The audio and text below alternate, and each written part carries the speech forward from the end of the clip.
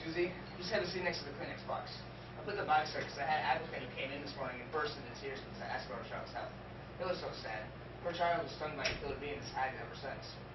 Good morning, Mr. Jax. I appreciate you taking the time to see me today. Your location here is beautiful. Yes, it is. Now let's get started. I have another applicant coming in 20 minutes, so I like to get through this as quickly as possible. Let's see. I have your resume someplace here. Hold on. That's a German name, isn't it? Actually, it's Tasmanian. I have another resume here if you want to use this one instead.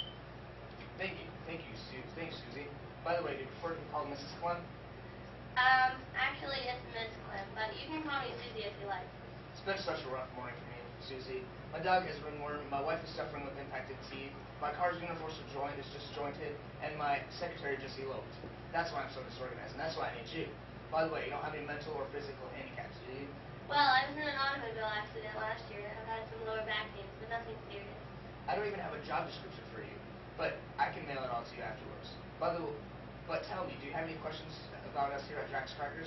Actually, I have a few questions, Mr. Jax. I'd like to know exactly what the job entitles, how it relates to the overall mission of the company, what opportunities there are for independent actions, what growth potential is there for this position.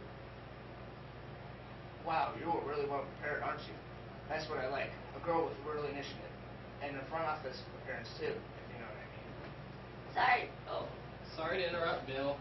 You asked me to stop by and meet the applicant for the secretarial job? It's no problem, Bill. I wanted you here. Sit down. I was just explaining to Susie about our plans we have for expanding Jax Crackers and how that expansion would need a promotion for her. Yes, Susie. We have projected opening new markets in the Pacific Rim, as well as 3 new domestic markets. Our projections include hiring up to 4 more secretaries within the next year, and the person who is hired for your position will in time be in charge of those 4 other secretaries. Pardon me if I seem to be staring, but you look exactly like the valedictorian of our high school graduating class. You didn't happen to graduate from Ridgebury High in 1985, did you? No, I graduated in 1980 from Egerton High in Miami. Could you tell me a little bit more about the job? Actually, we can mail you all the information. Right now, why don't you tell us a little more about yourself? Since I have another applicant who will be walking through the door in about 5 minutes, what are your hobbies? Or organizations you belong to? What is your zodiac sign? Well, I enjoy reading and taking classes. In fact, I just received my secretarial proficiency certificate, and I started taking business courses at the local college. I'm also quite involved in church activities. Oh, what church is that? Hello? Oh, hey. How's it going? What time tonight? 3 or 4?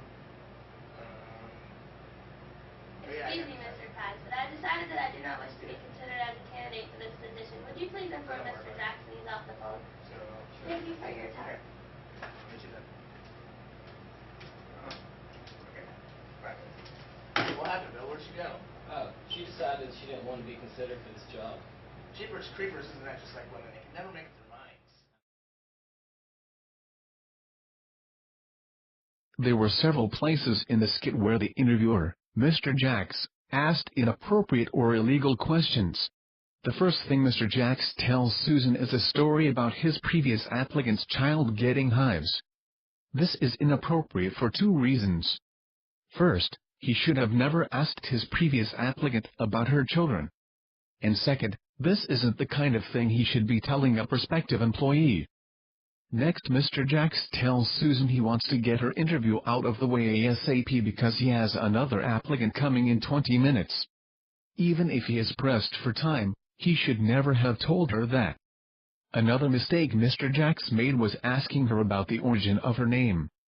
Although it probably wasn't intentional, asking about nationality is illegal, and is considered a form of discrimination under Title VII of the Civil Rights Act of 1964.